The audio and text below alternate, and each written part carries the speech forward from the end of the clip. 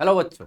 और कैसा चल रहा है? उम्मीद है सारे अच्छे होंगे। तो जैसा कि आइडिया है, आपको 2 से 3 दिन में जेईई मेन फिर से आने वाला है। ठीक है बच्चों, तो उसमें क्या करना है, आपको कुछ अप्लाई ये करना है कि जो भी टाइम बचे हुए हैं, एक आज की रात है और एक कल की रात है। कुछ लोग का तो 15th को ही एग्जाम होगा। तो उन्हें क्या करना है कि जो भी अभी तक वो जितना पॉसिबल है उसको थ्योरी बेसिस पर केवल रिवाइज करे, और वो कल शाम तक बच्चों। ठीक है, उसके बाद वो रिलैक्स करे, क्योंकि उनको अप्रैल और मई भी देना है। आप लास्ट मोमेंट पर स्टडी आपको नहीं करनी चाहिए।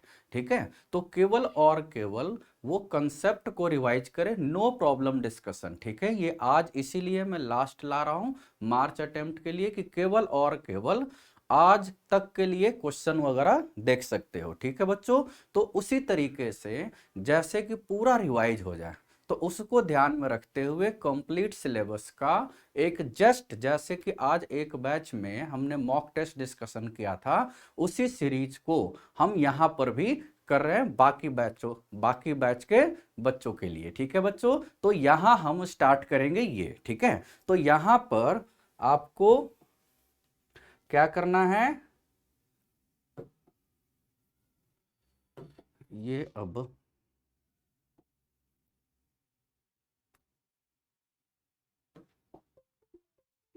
यहां पर आपको क्या कर लेना है, आपको यहां पर एक मॉक टेस्ट सीरीज टाइप का कुछ डिस्कशन कर लेना है बच्चों। ठीक है, ओके, तो लेट स्टार्ट। तो यहां पर हम क्या कर रहे हैं, ठीक है, देखो क्वेश्चन नंबर 1। तो क्वेश्चन नंबर 1, वो स्क्रीन चला गया था, मैं भी चला गया था, है ना, हमारा टेक्निकल दिमाग इधर उधर चला जाता है ना, वैसे होना भी चाहिए, है नहीं, इसीलिए कम जाता है ना। अब टेक्निकल ज्यादा होता तो हो सकता था इधर उधर ज्यादा चला जाए। देखो ये है थ्योरी ऑफ इक्वेशन का क्वेश्चन, क्वाड्रेटिक इक्वेशन भी बोल सकते हैं, बशर्ते ये क्यूबिक है, लेकिन हो सकता है अच्छे से इक्वेशन को हमें ध्यान देना है। जैसे ये इक्वेशन दिया हुआ है, alpha beta gamma are roots of the equation. जब भी इक्वेशन को देखो तो इस तरीके से देखो कि जैसे हम इधर उधर देखते हैं, है ना, गौर से देखते हैं ना, वही कंसंट्रेशन क्वेश्चन में यदि आपका आ गया देखने का, तो हो सकता है आपके जेई मेन में इस बार तो पक्का 99.5 परसेंटाइल के ऊपर ही जाएगा। ठीक है, तो अब वैसे 1-2 दिन है, अब अप्रैल और मई में अच्छा करो, है ना। जिनका 99 परसेंटाइल आया है वो ट्राई करे 100 परसेंटाइल के लिए, ये सारा अचीवेबल है बच्चों। ठीक है, जैसे ये इक्वेशन की हम बात कर रहे थे, इसको अच्छे से देखना है। तो ये देखने से क्या फील हुआ, ये ए क्यूब लग रहा है -3a² बी का मतलब 1 है ना। तो इस इक्वेशन को आप क्या लिख सकते हो, एक्स क्यूब है -3x² × 1 लिख सकते हो ना, और प्लस 3x × 1² लिख दिए। क्यों हम ऐसा कर रहे हैं, क्योंकि हमें फॉर्मूला याद है, ए cube -3a² B +3ab² -b³ मतलब 1। तो 1³ अपना मन से लिख दिए, 7 उधर गया तो -7, और -1 किए हैं तो -8 हो गया ना। ठीक है, तो यहां से आपका आ गया x -1 का पावर 3 दैट इज -8। तो क्यूबिक रूट ऑफ यूनिटी तो आपको याद है ना, क्यूबिक रूट ऑफ यूनिटी क्या होता है, 1 ओमेगा और ओमेगा स्क्वायर। तो इन जनरल इसमें कंसेप्ट क्या है, एक्स क्यूब यदि 1 होता है तो x is equal to 1 omega और ओमेगा स्क्वायर होता है ना। यदि इसके जगह पर एक्स क्यूब यदि कोई क्वांटिटी p होता अदर देन यूनिटी, तो सीधे इसमें x is equal to p का पावर 1/3, p का पावर 1/3 ओमेगा, और p का पावर 1/3 ओमेगा स्क्वायर लिख लेना। ठीक है, ये याद रखना है, याद रहेगा। मतलब बचपन में cubic root of any real numbers हम हमेशा एक नंबर लिखते थे। अब उसी नंबर में एक बार 1 से, एक बार ओमेगा से, एक बार ओमेगा स्क्वायर से मल्टीप्लाई कर लो, है ना, तीनों रूट्स आ जाएंगे। और जहां पर भी ओमेगा ओमेगा स्क्वायर होता है, रिलेशन आपको याद है ना, क्या होता है रिलेशन, 1 + ओमेगा² + ओमेगा 0 और ओमेगा³ 1 होता है ना। ये आपको ध्यान देना है। नाउ अब उसी तरीके से इसके 3 रूट्स हो जाएंगे, x -1 is equal to -2, -2 omega और -2 ओमेगा स्क्वायर, यही हो जाएगा ना। अब यही तो रूट्स है, देखो हमें अल्फा -1, बीटा -1, गामा -1, यानी सिंपली हम क्या कर ले, अल्फा -1 है -2, बीटा -1 है -2 ओमेगा और गामा -1 है -2 ओमेगा स्क्वायर। लिख सकते हैं ना, 3 रूट्स हैं। हम क्यों अल्फा बीटा गामा निकाल के अल्फा -1 बीटा -1 गामा -1 निकाले, ऑलरेडी वही है, क्योंकि क्वेश्चन तो आसान होता है ना। अब हमसे पूछा क्या जा रहा है ना, alpha -1 upon beta -1, beta -1 upon gamma -1 और गामा -1 अपॉन अल्फा -1 हमसे पूछा जा रहा है। सिग्मा का मतलब यही होता है, ठीक है। तो अल्फा -1 ये दिया हुआ है ना, सब डेटा रख दो सीधे आंसर। तो -2 omega -2 omega upon -2 omega square और -2 ओमेगा स्क्वायर -2 है कि नहीं। तो ये आ जाएगा आपका, तो ये आ गया 1/ओमेगा प्लस 1/ओमेगा प्लस ओमेगा स्क्वायर भी देखो 1/ओमेगा ही होता है, क्या अलग अलग लिखे। तो 3/ओमेगा या इसको लिख सकते हो 3 ओमेगा स्क्वायर, कोई भी लिख सकते हैं, है ना। तो 3/ओमेगा ये भी सही आंसर है और 3 ओमेगा स्क्वायर ये भी सही आंसर है। बच्चों क्वेश्चन में ना कोई एक दिया हुआ रहेगा, आपको यहाँ पर तीनों लिखने की जरूरत थी, मतलब दोनों ऑप्शन नहीं होंगे। ये जब मल्टीपल चॉइस रहेगा तो फिर दोनों आंसर होंगे, ठीक है। वैसे तो कोई भी देख के बोल सकता था कि ओमेगा स्क्वायर का मतलब 1/ओमेगा होता है ना, वही लिख देना है, ठीक है। ओमेगा क्यूब 1 है इसलिए। क्लियर है ये क्वेश्चन। अब देखो अगले क्वेश्चन की ओर चलते हैं। देखो fx इज नॉट आइडेंटिकली 0 है।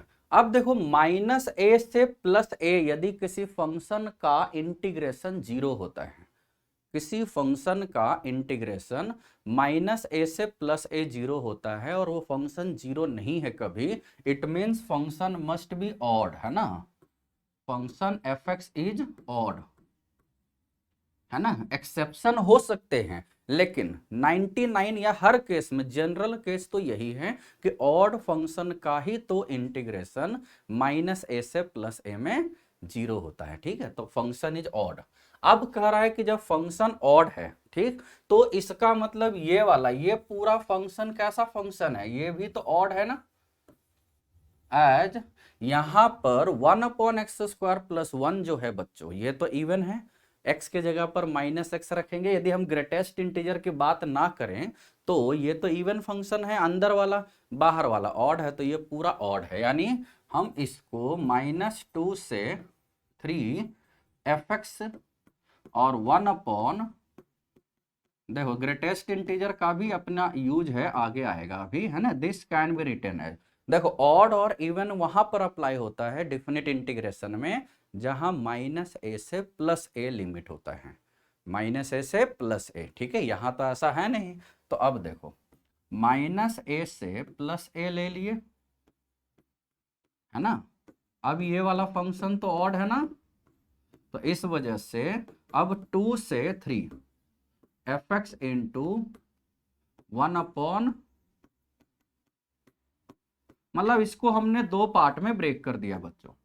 कितने पार्ट्स में ब्रेक कर दिया, 2 पार्ट्स में, ठीक है। अब देखो -2 से +2 fx इंटू दिस, ये तो ऑड फंक्शन है, ये पूरा का पूरा ऑड फंक्शन है, इस वजह से ये हो गया 0, -2 से +2। अब देखो अब -2 से +3 में देखो कुछ लोग ऐसा सोचते हैं कि यदि x -2 से +3 की ओर जा रहा है, इसका मतलब x² + 1 जो है ये 4 से 9 की ओर जा रहा है, ये गलत है बच्चों, है कि नहीं। x² 4 से 9 की ओर नहीं जा रहा है ना, क्योंकि हम -2 जब लेंगे तो -2 और 3 के बीच में तो 0.1 भी होता है, 1/2 भी होता है, तो वहां पर तो x² 1/4 की ओर चला गया, तो वो गलत अप्रोच है, ठीक है।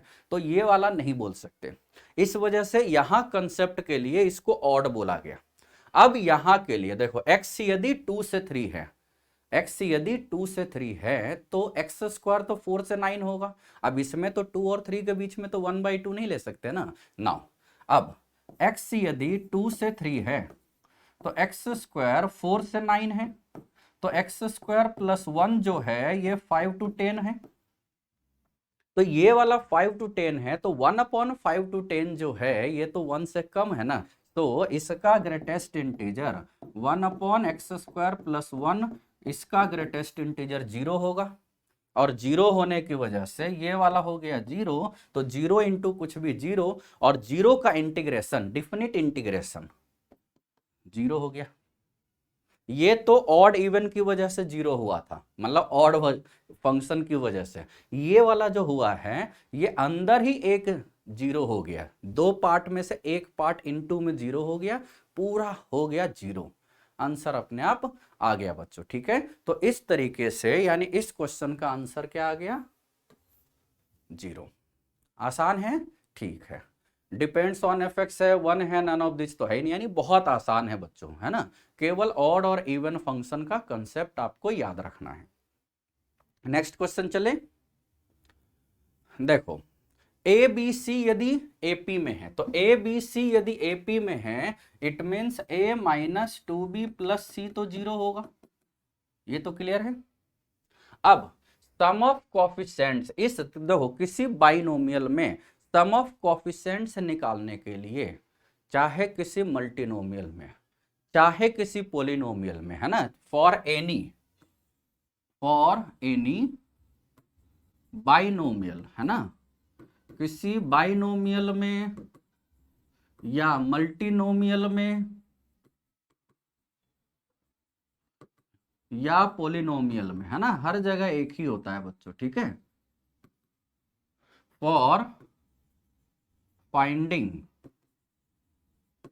सम of coefficients, sum of coefficient यदि हमें निकालना है, ठीक है, सम ऑफ कोफिशिएंट्स यदि हमें निकालना है, for finding sum of coefficients equate all variables to unity, सारे वेरिएबल्स के जगह पर हम क्या रख देंगे, यूनिटी रख देंगे, ठीक है। सारे वेरिएबल्स के जगह पर क्या रखेंगे बच्चों, यूनिटी, है ना, तो यानी 1 रख देंगे। तो यहां पर भी that is sum of coefficients क्या आ जाएगा, जो दिया हुआ है ना। तो यहां से देखो, यहां x के जगह पर हमने 1 रख दिया, है ना, तो x के जगह पर 1 रख दिया, तो ये आ गया 1 plus a minus 2b plus c. देखो इसी के लिए ये सब सारा तामझाम दिया हुआ है बच्चों, ठीक है, ज्यादा कुछ सोचना ही नहीं रहता है। तो ये आ गया 1, और ये sum of coefficients minus y square minus y दिया हुआ है, ये है गिवन, ठीक। यानी यहां से y में अच्छा वाला क्वाड्रेटिक आ गया। देखो तो यहां से y square plus y plus 1 is equal to 0, ये तो क्यूबिक रूट ऑफ यूनिटी में आसान वाला इक्वेशन है, जिसके रूट्स ओमेगा और ओमेगा स्क्वायर होते हैं ना। जब भी x square plus x plus 1 is equal to 0 हो, y भी हो सकता है। तो यहां इसके दो roots, y is equal to omega and omega square. जैसे ही ओमेगा या ओमेगा स्क्वायर आता है, हमेशा उसके सारे कंडीशन या फॉर्मूले याद होने चाहिए। यानी 1 प्लस ओमेगा स्क्वायर 0 और ओमेगा क्यूब 1, ठीक है, तो वही लगा देना है। तो देखो ये सारे कंसेप्ट इसमें, एक तो एपी का कंसेप्ट था यानी सीक्वेंस एंड सीरीज था, बाइनोमियल का कंसेप्ट था, कॉम्प्लेक्स नंबर आ गया। यानी इस क्वेश्चन में 3 टॉपिक के कंसेप्ट आ रहे हैं, बस पी एंड सी और क्या बच गया, ये क्वाड्रेटिक आ ही गया, कॉम्प्लेक्स आ ही गया, ये तो क्वाड्रेटिक मतलब 4 टॉपिक हो गया इसमें, बस पी एंड सी छूट गया, है ना। तो 4 टॉपिक इसी में आ गए आपके। तो यहां से वाई ओमेगा और ओमेगा स्क्वायर आ गया। Now put any one, put y is equal to omega in, दोनों जगह से एक ही आएगा, है ना। y टू द पावर 2018 है, 1 upon y to the power 2018 है प्लस 1 है, यही है ना। तो omega to the power is equal to, अब देखो बच्चों ओमेगा का कोई भी पावर होता है उस पावर को 3 से डिवाइड करते हो ना, टू गेट रिमाइंडर, हमें रिमाइंडर निकालना है 3 से डिवाइड करने पर। इसका मतलब क्या होता है, सम ऑफ डिजिट से काम चलाते हैं। तो सम ऑफ डिजिट यहाँ पर आ रहा है 11, तो ओमेगा स्क्वायर आ गया। मतलब 11 को 3 से डिवाइड करोगे, रिमाइंडर 2। आसान है ना ये वाला। ये भी 1/ओमेगा स्क्वायर और ये 1 है, यानी omega square plus omega plus 1 that is 0। इतना करने के बाद फाइनली आंसर क्या है, जी 0, है ना। आसान है कि नहीं, आसान है। तो बच्चों ये सब एकदम आसान आसान क्वेश्चन, लेकिन जो भी हम क्वेश्चन ले रहे हैं उसमें मल्टीपल कंसेप्ट वाले क्वेश्चन यूज हो रहे हैं। तो ये अपने आप में बहुत ही अच्छे क्वेश्चन का कलेक्शन है। हम बार बार बोल रहे हैं, इस तरह के क्वेश्चन यदि आप सोल्व करते हो तो जेईई मेन में मैथ्स में कम से कम 20 क्वेश्चन तो आप आराम से सही कर लोगे आउट ऑफ 25 क्वेश्चन। वैसे दिए जाएंगे 30 क्वेश्चन, अटेम्प्ट करो 22-23 क्वेश्चन, एक दो जानबूझ करके गलत कर लो, 20 का तो मार्क्स आ ही जाएगा, है कि नहीं। तो क्लियर है। अब आगे देखते हैं। देखो ये है आपका रिलेशन का। तो ए दे रखा है, बी दे रखा है ना। तो ए और बी यदि दे रखा है तो इसमें हम क्या करेंगे, यदि हम इसको लेते हैं, क्या बना लेते हैं, सर्किल या कुछ और बनाते हैं, है ना।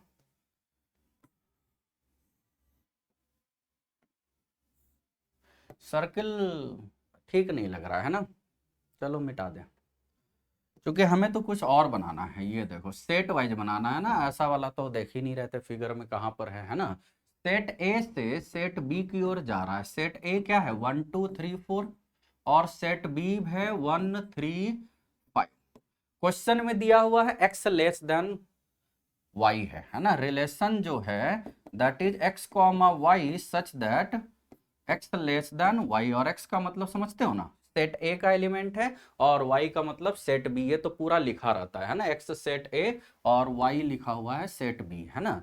तो r तो निकाल लिए, यानी r इज इक्वल टू 1 यदि लेंगे तो 1 1 से तो कम नहीं होगा ना, 1 किससे कम होगा, 3 से, तो 1 3 हो गया और 1 5 हो गया।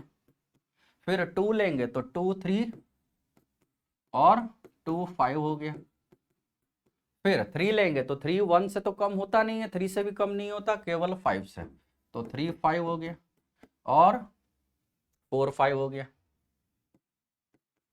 ये आ गया R। तो R इनवर्स क्या होता है बच्चों, R इनवर्स जो होता है वो हम निकाल सकते, जस्ट उल्टा कर दो।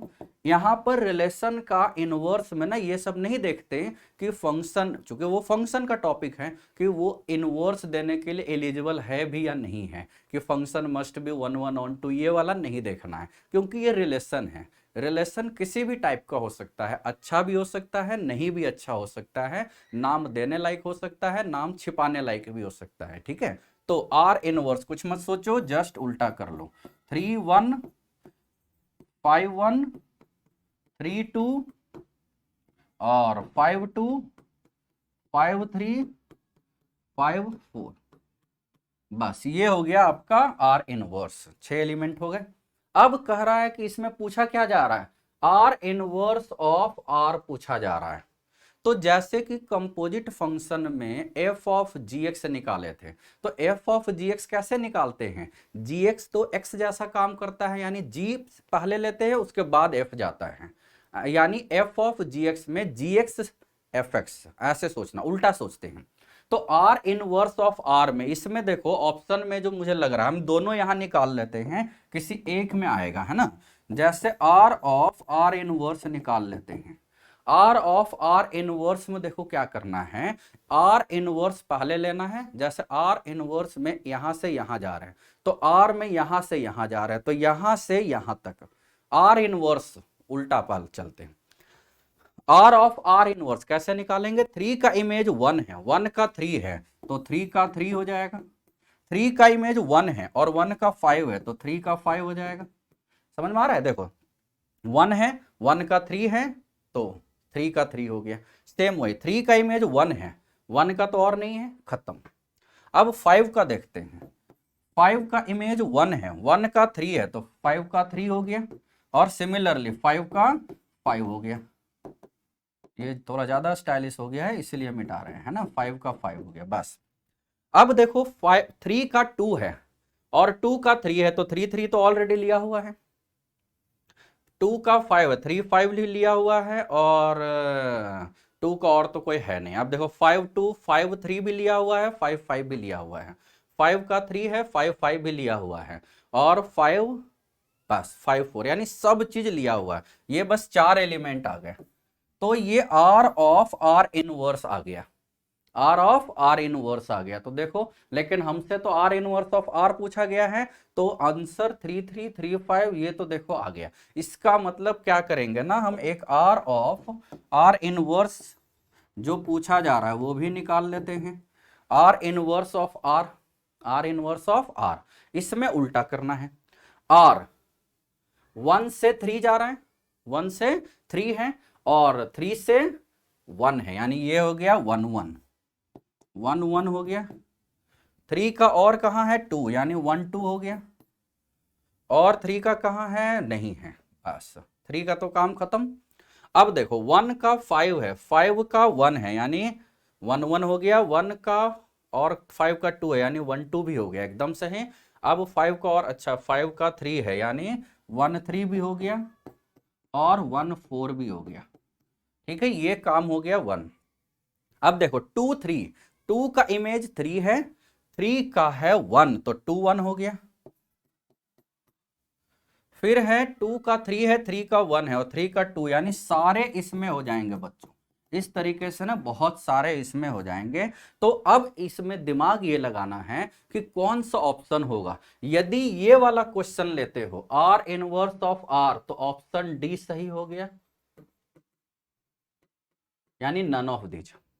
और यदि इसके जगह पर आर ऑफ आर इनवर्स जो कि होता क्वेश्चन में, यदि आर ऑफ आर इनवर्स यदि होता, तो ऑप्शन सी होता, ऑप्शन सी, जो कि मुझे ज्यादा फेवरेबल लग रहा है ना। तो option C will be the right answer. ठीक है, यानी इसके लिए हमें क्वेश्चन में चेंज करना होगा, आर इनवर्स ऑफ आर के जगह पर आर ऑफ आर इनवर्स पूछा गया था। ठीक है, तो तब ऑप्शन सी, और यदि क्वेश्चन सेम रहेगा तो ऑप्शन बदल जाएगा, है ना। क्वेश्चन ऑप्शन कॉन्ट्रडिक्शन वाले केस है। ठीक है बच्चों, याद रहेगा। चलो आगे चलते हैं। देखो ये जो दिया हुआ है ये है, फिर से कॉम्प्लेक्स नंबर आ गया, फिर से क्या, एक बार भी नहीं आया अभी pure. The roots of this, cubic root of unity हम बार बार ज्यादा फोकस कर रहे हैं, मुझे लगता है 4 क्वेश्चन में से 2 क्वेश्चन में तो वही यूज हुए हैं। ठीक है, अभी देखो तीसरा यूज है, जेड प्लस अल्फा बीटा का पावर 3, है ना। तो यहां से जेड प्लस अल्फा बीटा का पावर 3 यदि अल्फा क्यू होगा, क्या होगा, अल्फा क्यू, तो यहां से ये क्या आ जाएगा, z plus alpha beta is equal to, एक तो अल्फा आ गया, अल्फा ओमेगा, और अल्फा ओमेगा स्क्वायर आ गया, 3 हो गया ना। तो यहां से आपका जेड इज इक्वल टू क्या आ गया, alpha times 1 minus beta, alpha times omega minus beta, और alpha times omega square minus beta, यही ना। अब ये 3 वर्टिसेज हो गए नेम्ड, इसी को हम बोल देते हैं Z1 Z2 Z3, Z1 Z2 Z3। कह रहा है कि represent the vertices of A triangle of the side length. तो रिप्रेजेंट्स, यदि ये वर्टिसेज को रिप्रेजेंट कर रहे हैं, तो मुझे पूरा यकीन है कि साइड लेंथ, जहां पर भी बच्चों ओमेगा कंसेप्ट आता है ना, यानी सोचते हैं इक्विलेटरल ट्राइंगल, 3 यदि वर्टेक्स की बात कर रहे हैं, तो आई का कंसेप्ट 4 वर्टिसेज यानी स्क्वायर, ऐसे ये फिक्स चलता है। एक्सेप्शंस भी होते हैं, लेकिन ज्यादातर केस में ये सही हो जाता है बच्चों। ठीक है, नाउ अब यदि हम इस पर एक इक्विलेटरल ट्राइंगल बना लिए, है ना, देखो इसी के ये दिए हुए हैं आपके, इसमें Z1 Z2 Z3 ये ले लिया, Z1 Z2 Z3, ये इक्विलेटरल ट्राइंगल बनाएंगे, देख सकते हो, है ना। तो अब देखो हमें साइड लेंथ बताना है। सपोज ये है ABC, है ना, ट्राइंगल ले लिए ABC, तो साइड लेंथ साइड लेंथ वैसे तो इक्विलेटरल दिया रहता तो हमें एक ही निकालने से काम चल जाता, लेकिन नहीं दिया हुआ तो चलो फॉर्मेलिटी के लिए और भी निकाल लेते हैं। तो हम यहाँ पर सपोज ए बी लेते हैं, तो ए बी का मतलब Z1 माइनस Z2 का मॉड होता है ना, तो Z1 माइनस Z2 का मॉड कर लेंगे। तो Z1 और ये तो खत्म, तो अल्फा ओमेगा ही तो जाएगा, अल्फा बीटा से अल्फा बीटा तो खत्म, तो यहां से आ गया अल्फा का मॉड 1 माइनस ओमेगा का मॉड। अब जानते हो बच्चों ओमेगा और ओमेगा स्क्वायर तो फिक्स होता है, -1 प्लस वाले को इन जनरल ओमेगा और माइनस वाले को ओमेगा स्क्वायर लिया जाता है, ठीक है। वैसे इंटरचेंज भी कर सकते हो, ये मानने पर है। तो 1 माइनस ओमेगा 1 माइनस यानी 3/2 प्लस I√3/2 हो जाएगा मॉडुलस। तो मॉड अल्फा 9/4 प्लस 3/4 12/4 3 यानी √3, यही आएगा ना। अब उसी तरीके से चाहो तो Z2 माइनस Z3 भी निकाल लेना सिमिलरली, है ना। सिमिलरली में यदि BC भी निकालते तो हमें यही आता √3 मॉड ऑफ अल्फा, CA भी यही आता। बोले ना 99% केस में cubic root of unity are the vertices of equilateral triangle. Pure cubic root, ये तो प्योर नहीं था, ये वैसे ट्रांसफॉर्मेशन है, लेकिन कंसेप्ट वही चलेगा। यानी ये पूरा का पूरा इक्विलेटरल ट्रायंगल आया है जिसका साइड लेंथ ये वाला है √3 टाइम्स मॉड ऑफ अल्फा, याद रहेगा। तो इस तरीके से आपको कॉम्प्लेक्स नंबर में क्यूबिक रूट ऑफ यूनिटी के बहुत अच्छे अच्छे क्वेश्चन होते हैं बच्चों। मतलब आप इस तरीके से एग्जाम दोगे कि आपका पूरा सारा क्वेश्चन का कलेक्शन एक बार आपके आंख से गुजर जाए। ये नहीं सोचना है कि फर्स्ट ऑफ ऑल ये अटेम्प्ट करना है, ये अटेम्प्ट करना, ऐसा नहीं सोचते बच्चों, ठीक है। नाउ नेक्स्ट क्वेश्चन की ओर चलते हैं। समझ में आ रहा है ना ये? ओके देखो, अब ये एक क्वेश्चन है, ये भी आसान क्वेश्चन है। 1 माइनस साइन 2x है, 1 प्लस साइन 2x का होल स्क्वायर है। तो 1 का मतलब देखो 1 माइनस साइन 2x, ये कर सकते हो ना। 1 माइनस साइन 2x क्या होता है, साइन एक्स या कॉस एक्स माइनस उल्टा sine x minus cos x का होल स्क्वायर बोलो, या cos x minus sine x का, एक ही चीज है ना। और 1 प्लस साइन 2x क्या होता है, साइन एक्स प्लस या कॉस एक्स प्लस, कोई भी स्क्वायर है तो एक ही चीज होगा ना बच्चों, ये याद रखना है ना, बहुत जगह ये यूज होता है ना।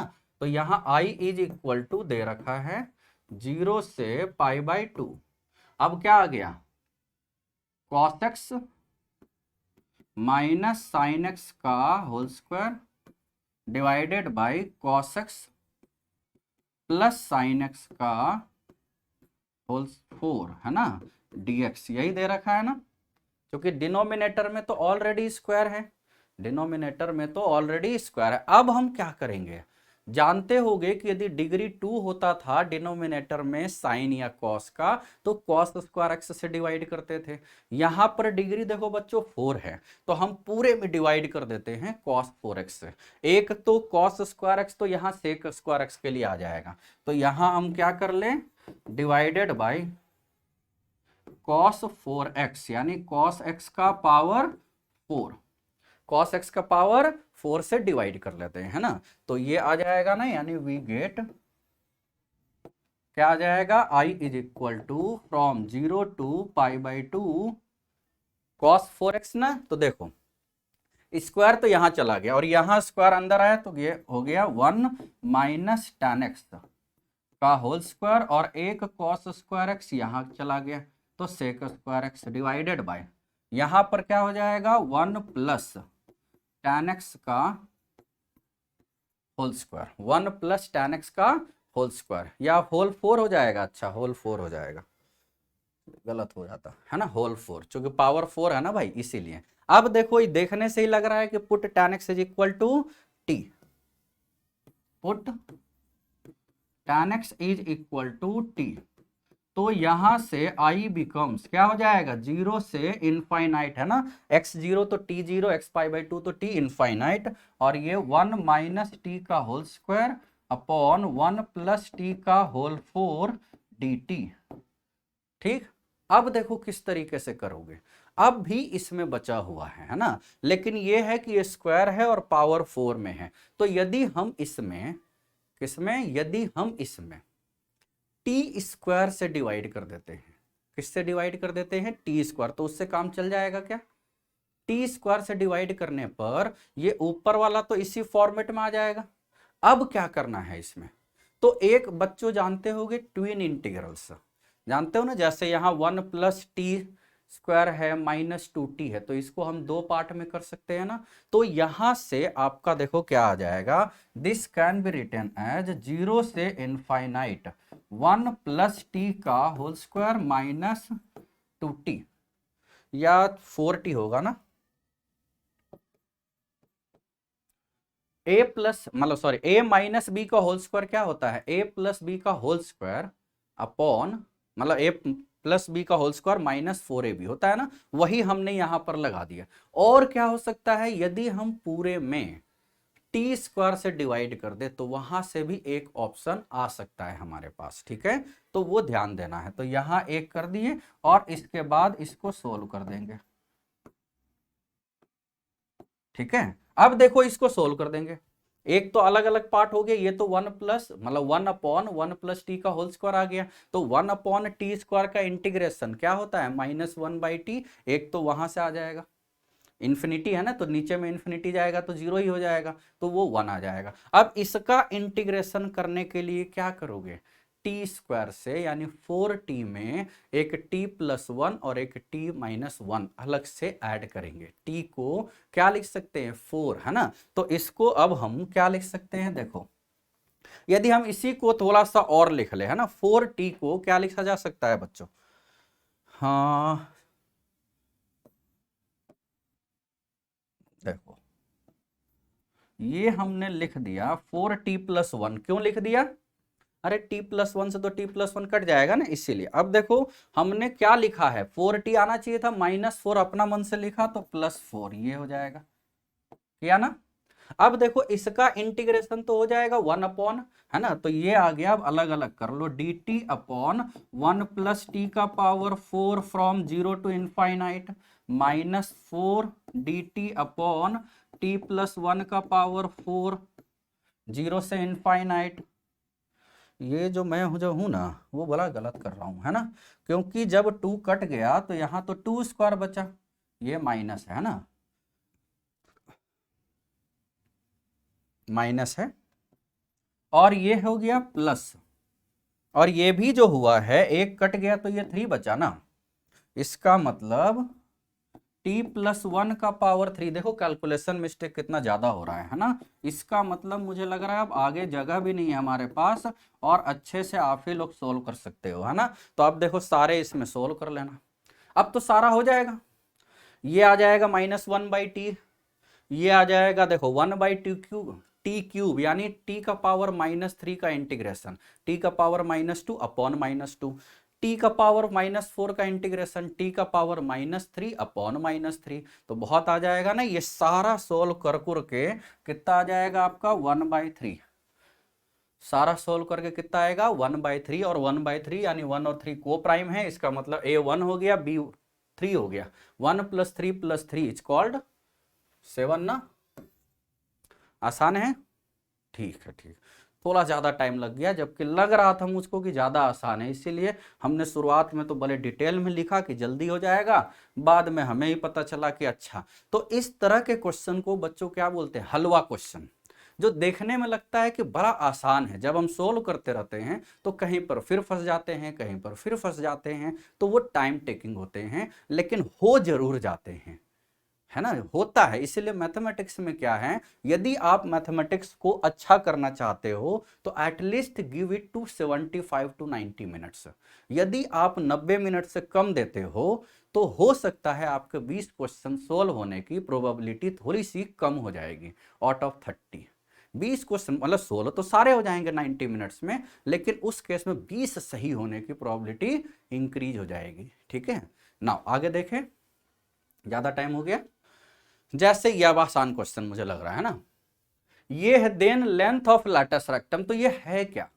लैटस रेक्टम तो 3 टॉपिक में यूज हुआ है, पैराबोला, एलिप्स, हाइपरबोला। अब ये हिंट हो रहा है कि एक जगह स्क्वायर है और एक जगह लीनियर है, एक जगह स्क्वायर है और एक जगह लीनियर है। तो देखो ऐसे होता है ना, एक जगह स्क्वायर और एक जगह linear, y square is equal to 4x होता है ना। यदि हम सोचें y square is equal to 4x, तो ये है कोई पॉइंट x कॉमा y, है ना, तो ये है x और ये है y, है ना। तो इसका मतलब किसी पॉइंट से एक लाइन पर का डिस्टेंस और x एक्सिस पर का डिस्टेंस, यानी और ये दोनों परपेंडिकुलर होते हैं बच्चों, है ना। तो एक स्क्वायर होता है और एक एक्स होता है ये वाला। तो जो यहां फंस गया, 4a फंस गया, उसको बोलते हैं लेंथ ऑफ लैटस रेक्टम। यदि एक में स्क्वायर है और दूसरे में लीनियर है तो वो पैराबोला होता है। दोनों में स्क्वायर होता, एक्स स्क्वायर वाई स्क्वायर, तो वो इलिप्स होता या हाइपरबोला होता, डिपेंड करते हैं उसके कोफिशिएंट एक ही साइन के हैं या अपोजिट साइन के हैं। ठीक है, नाउ यहां देख लेते हैं, ये देखो एक तो स्क्वायर है, तो x माइनस 2y माइनस 4 है। तो देखो परपेंडिकुलर डिस्टेंस की बात चल रही है, जब y था तब तो अच्छी बात था, लेकिन x माइनस 2y माइनस 4 एक लाइन है, तो perpendicular distance from x comma y के लिए परपेंडिकुलर डिस्टेंस में डिनोमिनेटर में रूट ओवर ए स्क्वायर प्लस बी स्क्वायर होता है ना। तो यहां पर रूट ओवर ए स्क्वायर प्लस बी स्क्वायर यानी √5 हो गया, अपना मन से लिखे ना एकदम से। अब स्क्वायर कर लिए, तो इसका मतलब हमने 5 अपना मन से लिखा है। क्या लिखा है? अरे ये स्टाइलिश 5 क्यों हो रहा है? 5 ये अपना मन से लिखा है। राइट साइड में भी देखो क्या कॉमन है, 12, तो ये आ गया आपका 2x प्लस वाई। तो इसमें भी तो परपेंडिकुलर डिस्टेंस है ना, देखो तो परपेंडिकुलर डिस्टेंस ही तो है, तो ये √5 लिखे हैं, तो यहां अपना मन से √5 लिख दिए। क्लियर है? अब सारा सेट कर देते हैं मामला। तो ये देखो x minus 2y minus 4 upon √5 का whole square is equal to 12 upon √5 2x plus y upon root. देखो बच्चों ये दोनों परपेंडिकुलर है ना, यानी इसको लिख सकते हो यहां से, यदि ये P ले लेते हैं और ये M ले लेते हैं, वैसे तो ये डायरेक्ट्रिक्स पर होता है बच्चों, है ना, और ये फोकस भी नहीं है, ये है A ले लेते हैं और ये B ले लेते हैं। तो PB square is equal to PA square है ना, 4A PA नहीं है ये, यहां पर ये 4 स्मॉल a ले लेते हैं, 4 स्मॉल a लिख सकते हैं। इसका मतलब ये PB square is equal to 4ax है, x का मतलब PA, sorry, PB square is equal to 4a PA। Clear है? अब देखो जब यहां लिख लिए तो यही है ना 4a, तो 4a का मतलब क्या हो गया? Comparing we get 4a। देखो ये आसान था,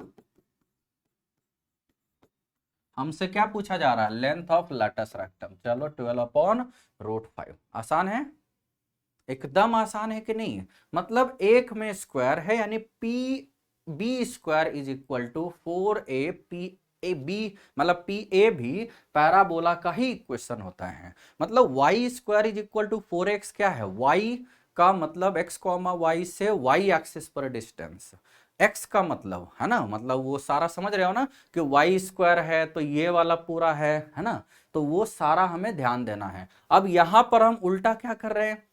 PA स्क्वायर है, PA स्क्वायर का मतलब ये y स्क्वायर है, यानी यहां पर हम क्या लिख रहे हैं? y स्क्वायर का मतलब देखो, इससे हमारे क्वेश्चन या सिस्टम में कोई गलत नहीं होगा। PA square is equal to 4a into PB हो गया, मतलब ये दोनों परपेंडिकुलर होने चाहिए। ये दोनों क्या होने चाहिए, परपेंडिकुलर होने चाहिए, चाहे y square is equal to 4x हो या x square is equal to 4ay हो। तो एक ब्लंडर मिस्टेक हम कर रहे थे क्वेश्चन में कि किसी पॉइंट से एक्स एक्सिस पर डिस्टेंस हम पता है x ले रहे थे, जबकि होता क्या है, y होता है, वैसे तो मॉड y होता है, और किसी पॉइंट से y एक्सिस पर डिस्टेंस x होता है, वैसे तो मॉड x होता है, लेकिन स्क्वायर है तो चलता है ना भाई, डिस्टेंस तो ऐसे भी मॉडुलस में ही सारा ले रहे हैं हम। क्लियर है, तो ये देखो आसान क्वेश्चन की कैटेगरी में आ रहा है। क्लियर, आगे चले। देखो ये है एमआर का क्वेश्चन। तो एमआर में आपको पता है कि आप ट्रुथ टेबल जितना जल्दी हो सके उतना जल्दी फॉर्म कर लो, उससे सारे यदि रिजल्ट ट्रू है तो उसको टोटोलॉजी बोलते हैं, सारे रिजल्ट यदि फॉल्स है तो फॉल्सी बोलते हैं, या और क्या बोलते हैं, कॉन्ट्रडिक्शन। और यदि कुछ इधर उधर हो रहा है तो उसको कोई अलग से नाम नहीं दिया गया है। तो बेसिकली टोटोलॉजी और फॉल्सी के बारे में ही पूछा जाता है। तो हम ट्रूथ टेबल बना सकते हैं ना, जब भी टोटोलॉजी ये सब हो तो हम ट्रूथ टेबल से ही चलेंगे। एक हमने सेट थ्योरम से भी इसके क्वेश्चन को सोल्व करने को बताया था, वो कॉन्ट्रा पॉजिटिव निकालना हो सकता है, निगेशन निकालना हो सकता है, या कन्वर्स निकालना हो सकता है। उसके लिए सेट थ्योरम भी अपने आप में एक अच्छा मतलब टाइप के क्वेश्चन को सोल्व करने का जरिया है। ठीक है, तो देखो ट्रूथ टेबल में हम फर्स्ट ऑफ ऑल ए ले लेते हैं, फिर बी ले लेते हैं, और किसकी जरूरत है, अच्छा ए इंटरसेक्शन बी की जरूरत है, ए यूनियन बी की जरूरत है। वैसे देखो इंटरसेक्शन यूनियन लिखा हुआ गलत है भाई, थोड़ा सा पतला मतलब शार्प होता है भाई, नुकीला है ना। फिर है ए बी, बाकी जो जरूरत है वो हम कर लेंगे, है ना, एकदम आसान है। देखो T T T F F T F F, A intersection B intersection में टी एफ एफ क्या होता है, अच्छा मैं ही बता देता हूं, एफ ए यूनियन बी में टी टी टी एफ, यही ना। अब देखो ए जा रहा है बी की ओर, तो इसमें तो जानते हो ना टी टी एफ यानी एफ बाकी टी, ये हो गया। अब देखो हमें क्या चाहिए, A intersection A union B, A intersection यदि हम फर्स्ट ऑप्शन में देखते हैं तो फर्स्ट ऑप्शन में इसका और इसका चाहिए हमें इंटरसेक्शन। तो यदि इसका इंटरसेक्शन लेते हो तो टी टी का तो देखो, लेकिन एफ और एफ का इंटरसेक्शन तो एफ हो गया, यानी ये टोटोलॉजी नहीं हुआ।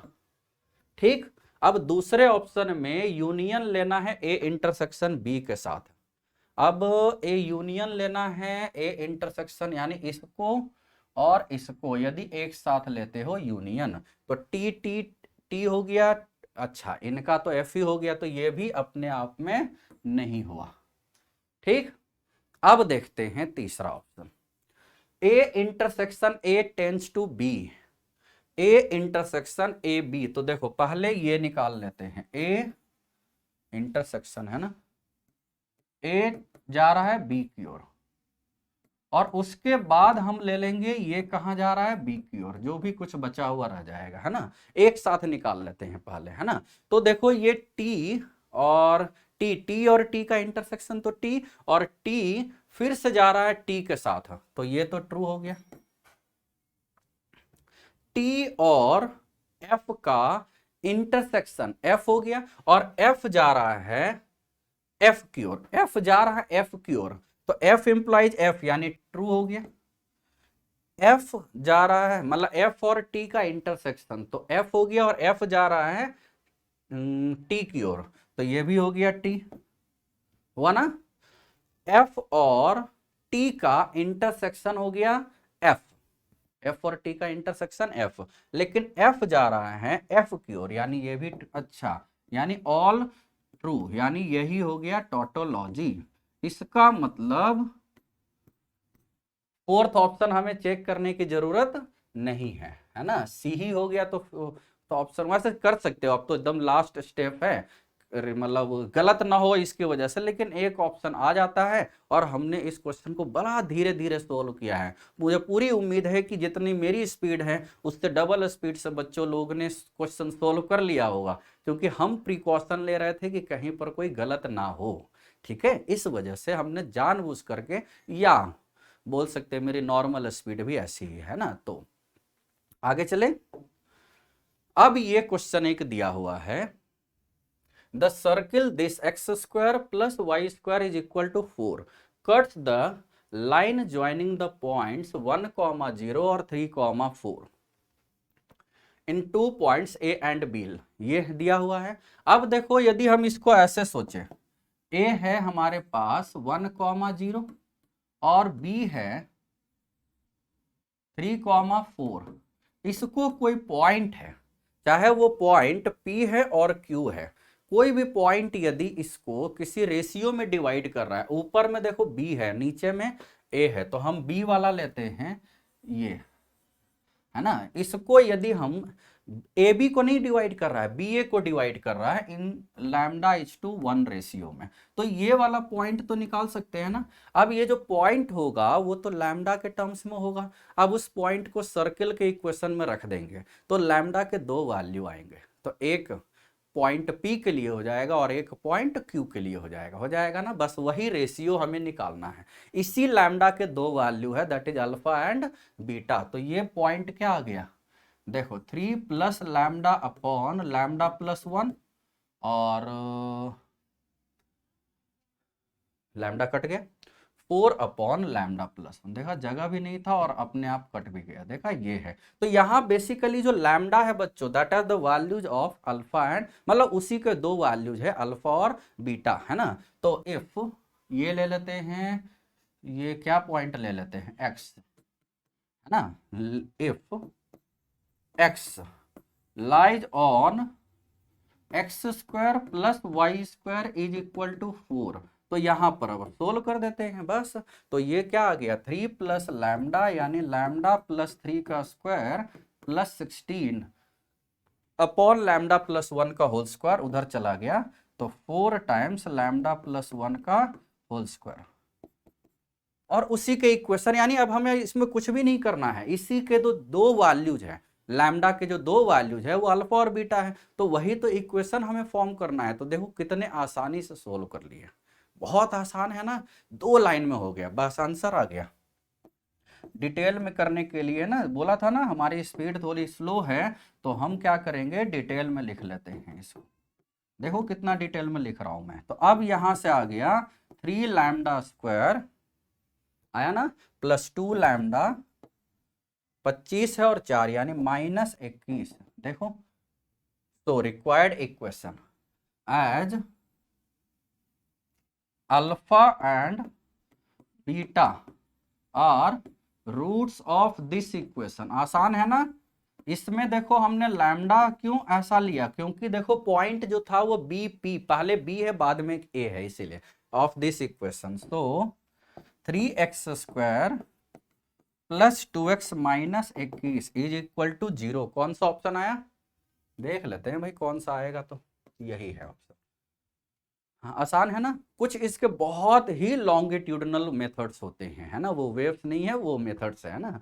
तो आसान है, ठीक है। सिंपल है कि नहीं भाई, बहुत सिंपल है। अब देखो आगे चलते हैं। ये जो एकदम बेसिक क्वेश्चन है, यदि पावर में इवन दिया हुआ है, अरे ये पावर में पता है क्या दे दिया है, मैं भी जो हूं ना देखा ही नहीं, ये पावर में 2n प्लस 2 है बच्चों। पावर में क्या है, 2n प्लस 2 तो इवन होता है ना, तो 2n प्लस 2 यदि इवन है तो मिडिल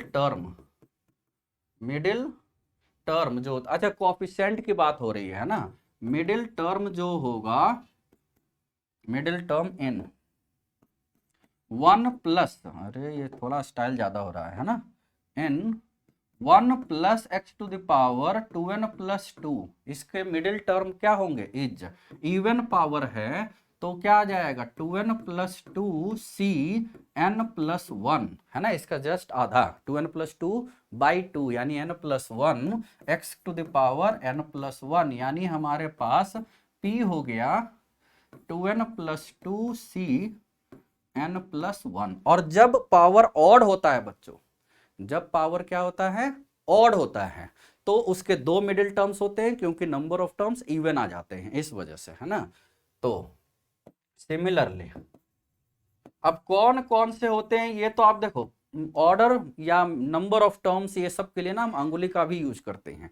तो यदि पावर है 2n+1 तो इसके दो मिडिल टर्म्स होंगे, एक जस्ट आधा +1 और एक जस्ट आधा -1, वैसा कर सकते हो हाफ वगैरह में, है ना। तो सिमिलरली इसके मिडिल टर्म q है एक, और तो q क्या हो जाएगा 2n+1c।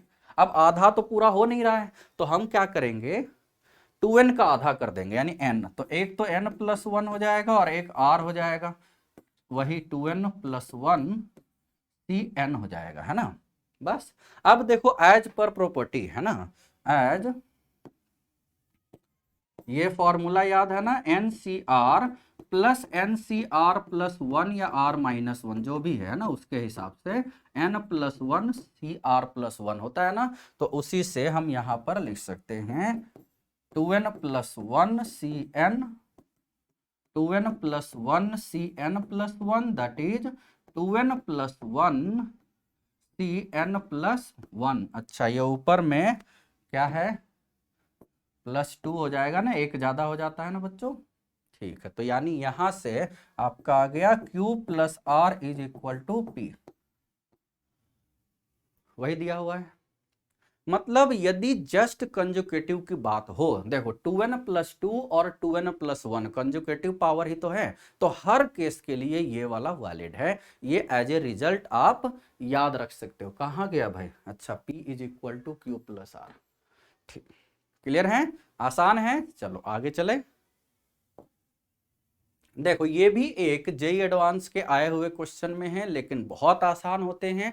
इसमें हमें क्या करना है, x be the arithmetic mean and yz be the two geometric means between any two positive numbers. Let numbers are a and b. Let numbers क्या ले लिया हमने, a and b, numbers are a and b ले लिया, है ना।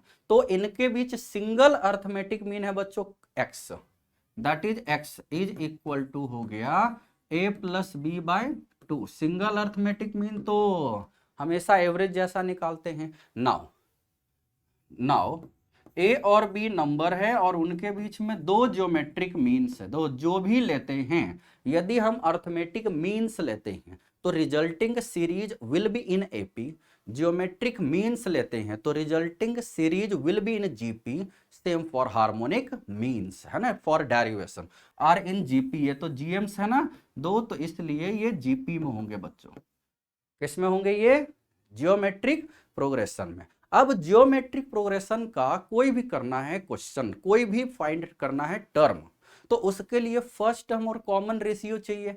First term तो ए है, कॉमन रेशियो नहीं पता है, तभी ना हमें y और z मिलेगा, है ना। दैट इज बी है फोर्थ टर्म, तो फोर्थ टर्म हो गया ARQ, है ना, where common ratio is r, where r is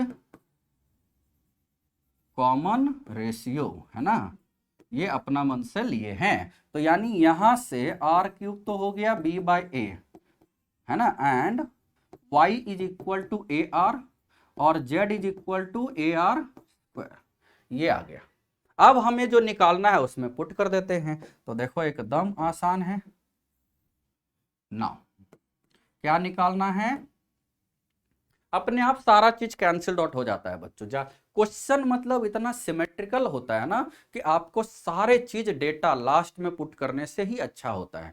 question आपके पास क्यों आता है कि आप उसको सोल्व कर सको, इसलिए नहीं आता है कि 2-3 पुरानी जन्म की दुश्मनी है इसलिए मैं इस साल का क्वेश्चन या इस जन्म का क्वेश्चन दे रहा हूं कि आप उसको सोल्व कर करके निपट जाओ, इसके लिए नहीं आता है। वो आपके सिलेबस का है, आपको ही ध्यान में रख के बनाया जाता है, वो हम लोग के लिए नहीं होता है। हम लोग अपने फायदे के लिए उसको यहाँ पर डिस्प्ले करते हैं, है कि नहीं। क्वेश्चन तो आपके लिए है, बस हम क्या करते हैं उस आपके और दिए हुए क्वेश्चन के लेवल को यदि थोड़ा सा मिसमैच होता है तो हम उसको मैच करते हैं, बाकी और कुछ नहीं करते, ठीक है।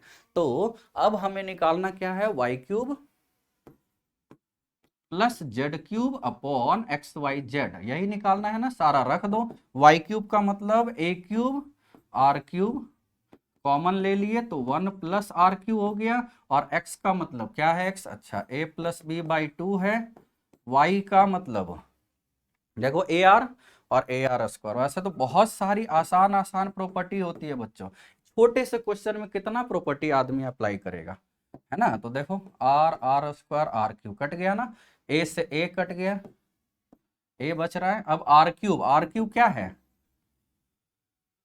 यहां देखो आया हुआ है बी बाई ए, तो 1 प्लस बी बाई ए, और यहां से आ गया आपका a प्लस बी, और ये बाई 2 है, तो देखो यही केवल 2 बच गया ना। बाकी तो देखो a into 1 a plus b, तो a प्लस बी से a प्लस बी कट गया, 2 बच गया, तो आंसर हो गया 2। क्वेश्चन जब ये जेई में आया था तो नीचे में 2xyz था, कहीं पर 2 टाइम्स a, कैपिटल A भी लिखा हुआ रह सकता है, अर्थमेटिक मीन जो x यहां लिखा हुआ है, तो हर केस में आंसर ऐसा ही होता है बच्चों। क्लियर है, चलो आगे चले।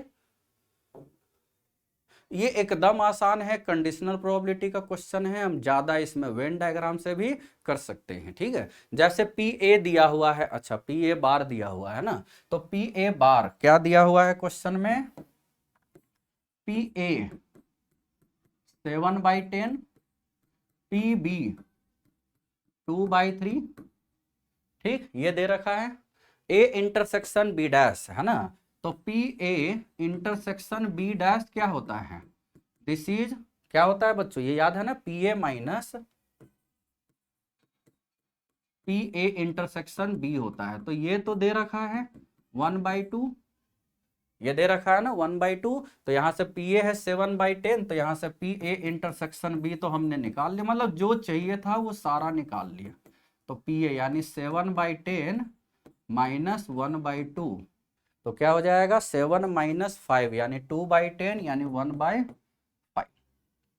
होगा। चलो 1/5 हो गया, देख लेते हैं एक बार, है ना, 7 माइनस 5, हाँ 2 बाई मतलब 5/10 यानी 1/5, ये आ गया आपको। अब देखो ये निकालना है ना, ये निकालना है, तो अब ये तो कंडीशनल प्रोबेबिलिटी है, तो अब जो निकालना है वो निकाल लेते हैं, है ना। तो नाउ या यहां लिखते हैं, है ना, नाउ।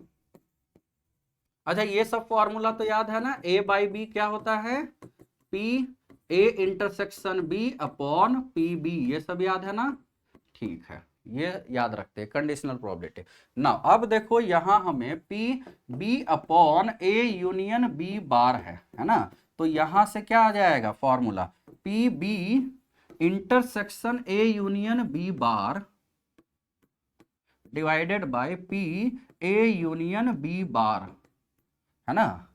और ए यूनियन बी बार ये सब का देखो जो फॉर्मूला होता है ना ए यूनियन बी का, वो वेन डायग्राम जैसा ही हम कर सकते हैं। अब देखो ये क्या होगा, डिस्ट्रीब्यूटिव लॉ लग जाएगा, बी इंटरसेक्शन ए तो बी इंटरसेक्शन ए यानी ए इंटरसेक्शन बी, और यहां से ये आ गया आपका पी ए इंटरसेक्शन बी आ गया।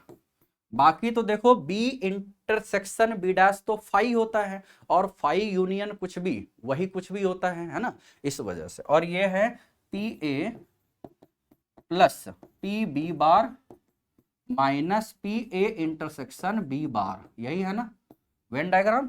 अब सारा रख दो इसमें, this is equal to P A intersection B आया हुआ है, बस देखो आप कहीं पर यदि कैलकुलेशन मिस्टेक नहीं होता है बच्चों तो आंसर आ जाएगा। पी ए कहाँ गया 7/10 प्लस पी बी बार 1/3 ना, माइनस पी ए इंटरसेक्शन, अच्छा पी ए इंटरसेक्शन, अच्छा जरूरत तो हुआ ही था, हाँ ए इंटरसेक्शन बी बार यानी 1/2, यही बस रख लेंगे। तो अब यहां से 1/5 इसका एलसीएम ले लिए, तो 10 3 और 2 का एलसीएम कितना होगा बच्चों, हाँ 30 है ना, 30 होगा ना। तो ये आ गया नीचे में 30 और ऊपर में 21 प्लस 10 माइनस 15, तो ये 6 तो ऊपर चला गया और डिनोमिनेटर में 15 हो गया भाई, 15 ना, नहीं नहीं नहीं नहीं, हाँ अरे फिर गलत हो जाता, 6 यानी 16 होता, तो इसका मतलब 2 से कट जाएगा तो 3/8। देखें, लो कहीं ना कहीं कुछ गलत हो गया है ना। 6 ये तो देखो ए इंटरसेक्शन बी डैश है 1/2, तो P A minus P A intersection B है 1/2, पी ए है 7/10, तो 7/10 माइनस 1/2 आ गया बच्चों, ये आ गया आपका 1/5। यहाँ तक तो मुझे क्लियर है। और ए इंटरसेक्शन बी हो गया, ये यूनियन तो वो खत्म, यानी ए इंटरसेक्शन बी हो गया। और नीचे में है ए यूनियन बी बार, यानी P A plus P B bar minus P, जैसे ए यूनियन बी होता है ना, P A plus P B minus P A intersection B, तो वही हमने लगा दिया। अब ये है 1/2, ये है 1/3, यहां तक तो एकदम अच्छा है। फिर से देखते हैं, इन दोनों तीनों का एलसीएम जो है वो है 30 है, ठीक है। ये हुआ 3 से यानी 21, ये हुआ 10 से, या और ये हुआ 10 से, और ये हुआ 15 से, तो 21 माइनस 15 हो गया 6 प्लस यानी 16, और ये हो गया 6, तो 6 यानी 3/8 ही तो आ रहा है। अब 3/8 कोई ऑप्शन तो है नहीं, है ना, तो इसलिए हो सकता है ये डेटा मिसमैच कर रहा है या कैलकुलेशन प्रॉब्लम, है ना, डेटा मिसमैच, या तो प्रिंटिंग मिस्टेक या हमारी कैलकुलेशन में मिस्टेक है। तो बच्चों इसको आप ही लोग बताना कि क्या करना है ना। बाकी जो प्रोसीजर थे मुझे लगता है उसमें कोई गलती तो नहीं है, जो फॉर्मूले हैं वो हमने डायरेक्ट यहाँ लिख दिए हैं, ठीक है। हो सकता है यहाँ पर ए इंटरसेक्शन बी डैश पूछा जा रहा हो तो वो तो बड़ा आसान हो जाता है ना, 1/5 यानी 2/5 उस केस में आ जाता।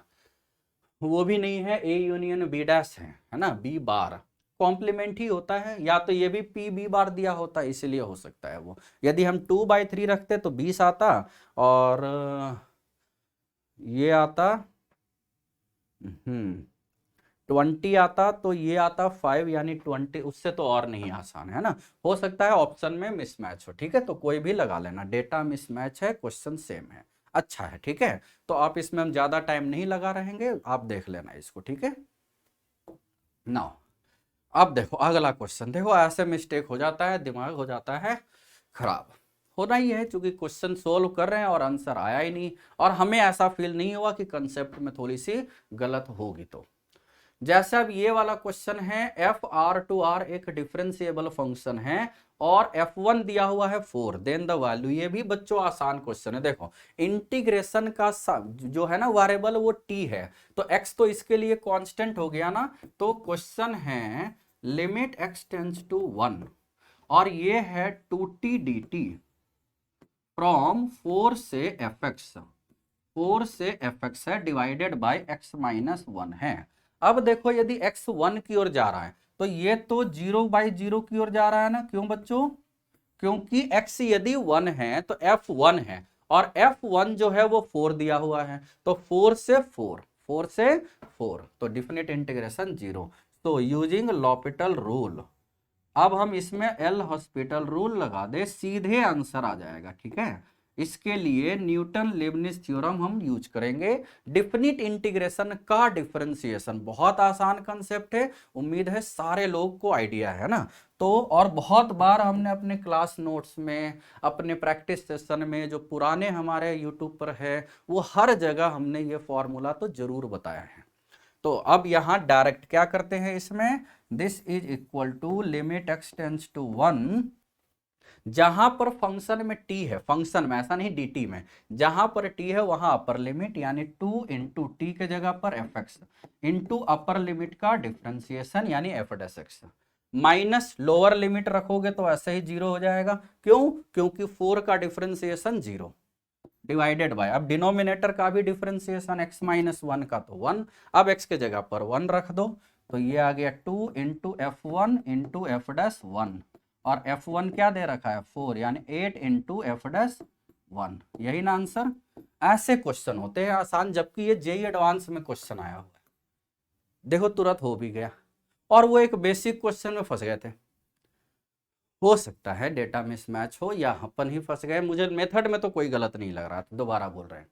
आगे देखें, जैसे अब ये है equation of the plane passing through the 2 points and parallel to the line, तो ये जो लाइन है इस लाइन को अच्छे से लिख दे, मतलब कितना से डिवाइड कर दे बच्चों पूरे में, चलो 12 से डिवाइड कर देते हैं, है ना। तो x/6, y/4, z/3, ठीक। तो आपको याद है ना equation of plane passing through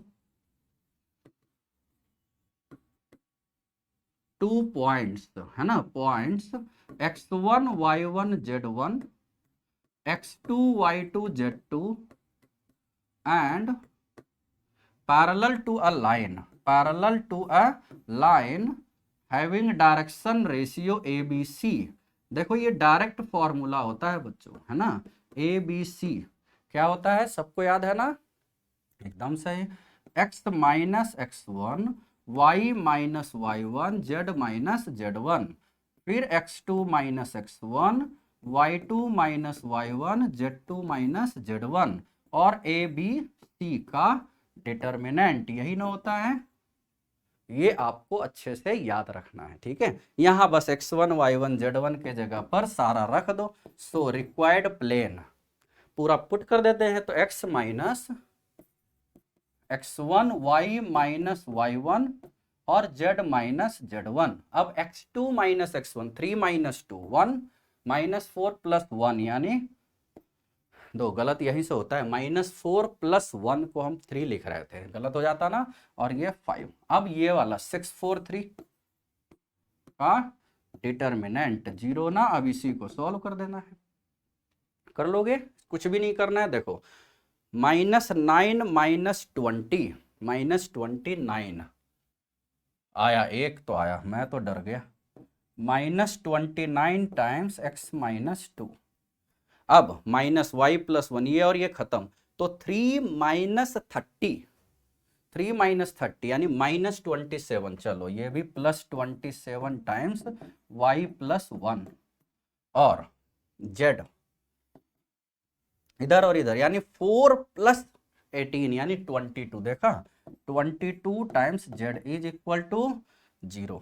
अब सोल्व कर लिया, बस हो गया ना, 29x minus 27y minus 22z 58 + 27, देखो 85 होता है, माइनस में उधर चला गया तो 85 है ना, आ जाता है ऑप्शन ना, तो बड़ा अच्छा लगता है। मैं तो अभी घबरा गया कि भाई सारे ऑप्शन में तो ऑप्शन डी दिख गया, तो हमने सोचा चलो कैलकुलेशन एकदम सही है यार, कैलकुलेशन से बड़ा डर लगता है ना। और यही बच्चों, और इसको कोई मिस्टेक भी नहीं बोलते, इसको बोलते सिली मिस्टेक, और इस वजह से हम सोचते हैं कि मैथ्स बड़ा आसान पेपर जाता है, और एग्जामिनेशन प्रेशर की वजह से, टाइम मैनेजमेंट की कमी की वजह से, इंक्लूडिंग मी, मुझ में भी वो है, और ये बड़ा कॉमन मिस्टेक है बच्चों। इसके लिए आपको बहुत सारा क्वेश्चन सोल्व करना है, बहुत सारे टेस्ट पेपर प्रैक्टिस जैसे। अब देखो क्वेश्चन तो जितना सोल्व करोगे उससे हम ज़्यादा ही सोल्व किए हुए हैं इन 20 साल में, लेकिन अब जो 3 घंटे में बैठ के प्रैक्टिस टाइप का टेस्ट देना है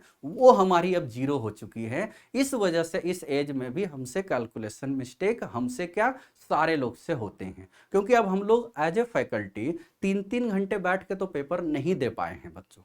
शुरुआत में तो थे 5 साल 10 साल का जब एक्सपीरियंस में था तो अपन बैठ के देते रहते थे, लेकिन अब वो टाइम चला गया, अब हम समझाते रहते हैं कि ऐसे करो वैसे करो, इस तरीके से ये वाला कंसेप्ट अटेम्प्ट करो, तो जो प्रैक्टिस है ना हमारी वो कम है। इस वजह से कॉमन मिस्टेक हमारे अंदर भी वो वाली होते रहती है जो बाकी में है। क्लियर है ना, अब आगे चलते हैं। देखो ये वाला question, if the function this increases along the centre number line, centre number scale का मतलब वही नंबर स्केल जो एक्स एक्सिस पर है, रेंज ऑफ, अब देखो कॉस में x यदि पॉजिटिव है तो मॉड x होता है x यदि निगेटिव है तो x होता है मॉड x होता है -x, लेकिन दोनों केस में कॉस जानते हो ना, कॉस ऑफ -θ या कॉस थीटा दोनों सेम होता है ना, this is equal to cos theta. तो यहां से fx क्या दे रखा है, देखो ऐसे ऐसे बेसिक क्वेश्चन भी है इसमें, cos x -2ax + b है ना, तो f' x F dash x क्या आ रहा है बच्चों, minus of sine x minus 2a। अब कह रहा है इंक्रीजेज, इंक्रीजेज का मतलब ग्रेटर देन इक्वल टू 0, है ना, दे रखा है, बस हो गया। अब यानी यहां से 2a जो आया less than equal to minus sine x है ना, और 2a जो है हमेशा इससे कम है फॉर ऑल एक्स, है ना, तो for all x belongs to R, इसका मतलब लेस देन इक्वल टू -1 यानी लेस देन इक्वल टू -12 आ गया। आसान है ना।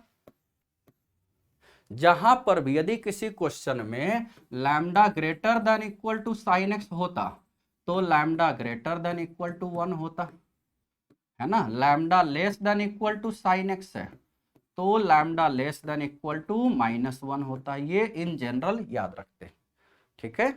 ग्रेटर देन यानी हमेशा उससे ज्यादा है तो उसके मैक्सिमम से ज्यादा होगा या इक्वल होगा, हमेशा उससे कम है तो उसके मिनिमम से कम या इक्वल होगा। ये ट्रेंड चलता है, ट्रेंड का मतलब यही कंसेप्ट चलता है, ठीक है। देखो कितना आसान है। अब आगे जल्दी जल्दी कर लेते हैं, है ना। इक्वेशन ऑफ टेंजेंट, चाहो तो इस क्वेश्चन को सोल्व भी कर सकते हो, है ना, हम इसको सोल्व कर देते हैं। y is equal to differentiation तो बाद की बात है ना, 0 टू एक्स स्क्वायर।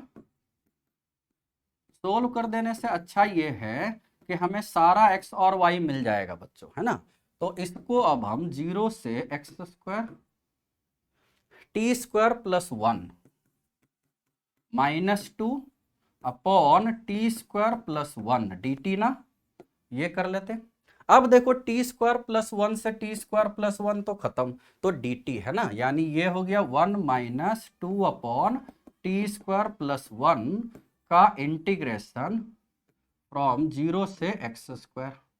तो 1 का तो t यानी t -2 tan inverse t from 0 to x square ही रखना है, यानी यहां से y सीधे आ गया।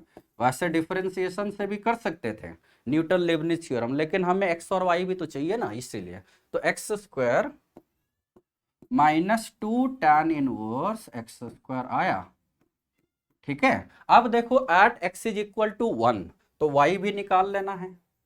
Eight x is equal to 1 y कितना आया, 1 minus pi by 2, tan inverse 1 क्या होता है, pi by 4 into 2 pi by 2, तो ये आ गया, यानी पॉइंट आ गया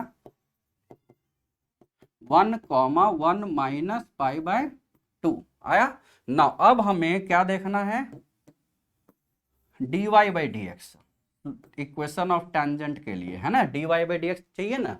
इक्वेशन ऑफ टेंजेंट हो या इक्वेशन ऑफ नॉर्मल हो, दोनों के लिए हमें डिफरेंशिएशन इन एओडी तो करना ही है ना। तो इसका differentiation 2x minus 2 times tan inverse का 1 अपॉन 1 प्लस x4 मतलब एक्स स्क्वायर का whole square into x square का 2x, है ना। At x is equal to 1, at x is equal to 1 क्या हो गया, ये 4/2, अरे ये तो 0 आ गया, है ना।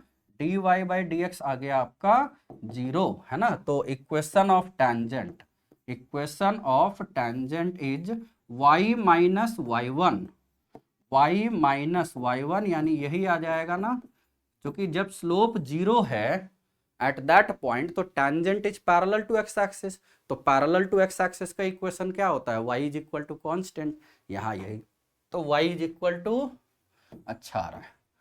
इस तरह के देखो कैलकुलस वाले क्वेश्चन नहीं फंसाते हैं, जो डेटा वाले क्वेश्चन होते हैं ना, खास तौर पर अलजेब्रा इंक्लूडिंग प्रोबेबिलिटी, उसमें भी दिक्कत होती है हमें, है ना।